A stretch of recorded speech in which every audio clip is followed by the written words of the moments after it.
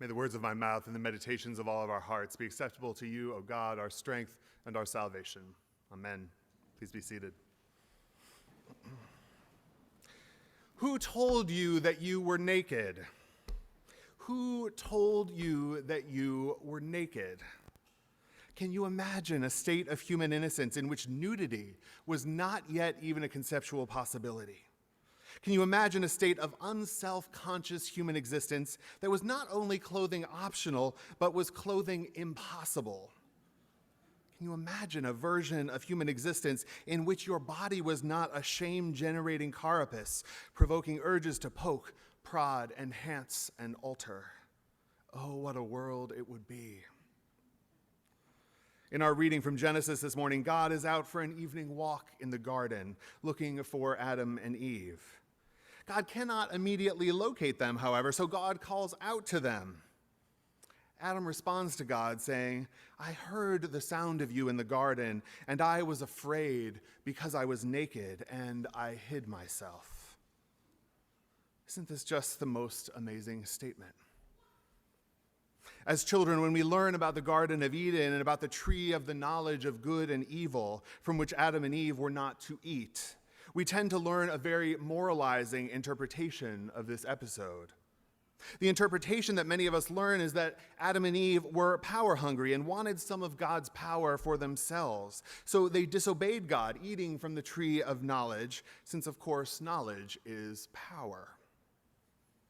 As an adult, however, I've come to see this interpretation as rather shallow. Rather, I perceive Adam and Eve as innocent, naive, curious, fully formed into adult bodies from their origins, yet still requiring an evolution of consciousness. This evolution, of course, is something that we're accustomed to happening gradually throughout the process of human development and growth.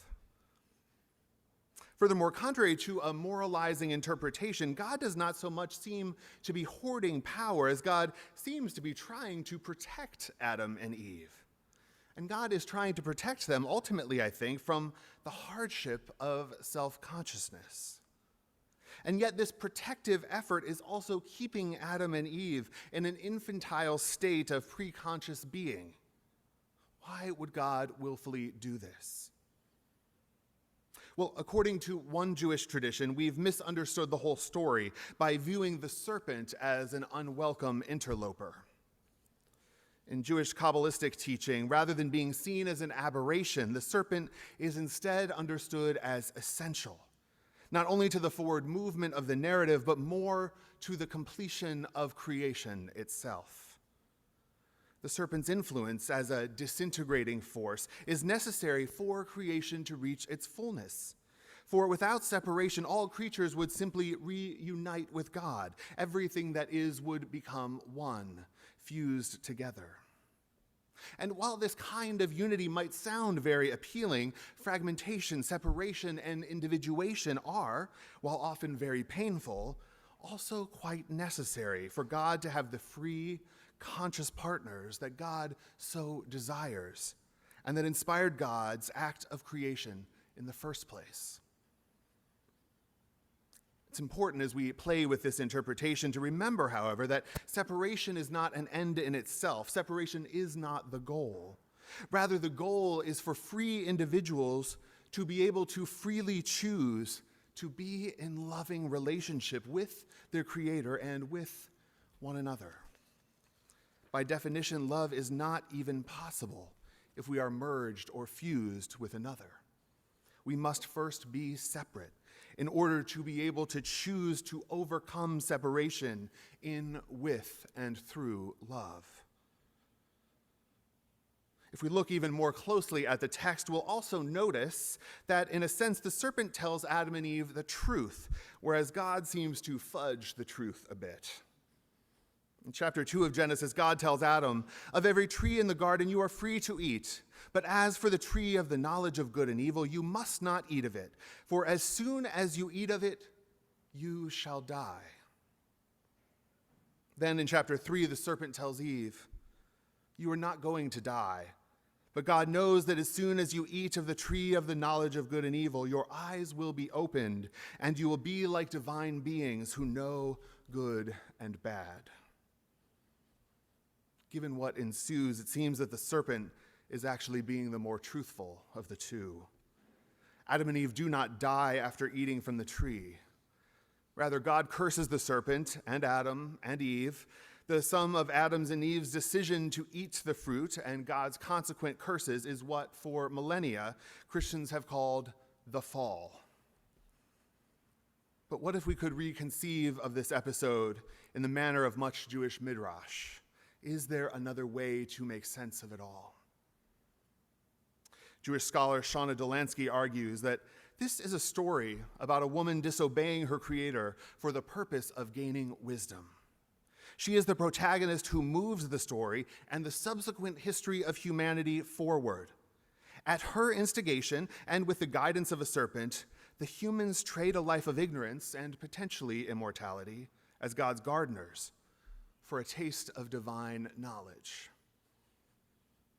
Delansky further notes that in the ancient Near East, mother goddesses, some with names linguistically related to Eve, were often associated positively with a tree of life and with serpents as immortal symbols of the earth's fertility and bounty.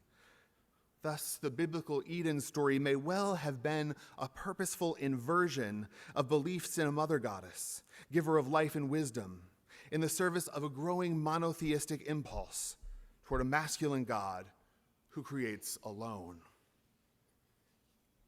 In other words, I think Delansky is suggesting that the story of Adam and Eve could be, at least in part, understood as a not-so-secret smuggling of the divine feminine into the Bible's creation story, a smuggling which later became invisible to interpreters and which has resulted in a complex history of sin-oriented religion and its legacies of guilt and shame. Imagine how different the whole history of Christianity might be if it had begun with a different interpretation of the creation narrative in Genesis and of the experiences of Adam and Eve. Imagine how different our understandings of gender and sexuality might be if our religious tradition did not place a misogynistic interpretation of Eve and her supposed sin at the very center of our primal narrative. Imagine if we could reinterpret our spiritual origins as human beings in such a way that we no longer needed to be afraid, no longer needed to hide from God. Because the God who is frustrated at our ancestors eating fruit from the tree of the knowledge of good and evil is mostly upset because now that Adam and Eve's eyes have been opened, God can no longer fully protect them in the garden. They want to know more, see more, do more, so God makes them clothing for the journey ahead. Indeed, God does not send Adam and Eve forth from Eden primarily as a punishment, but rather because attaining immortality, should they eat from the tree of life, would be intolerable now that they had come to know both good and evil. So God had to let them go, had to let them take their own risks, had to let them figure out life for themselves. And in so doing, the possibility of a future of covenant partnership with human beings was born. And so even though God surely wept as Adam and Eve left the garden that day, I think God probably smiled too, through God's tears. And God saw that it was good. Amen.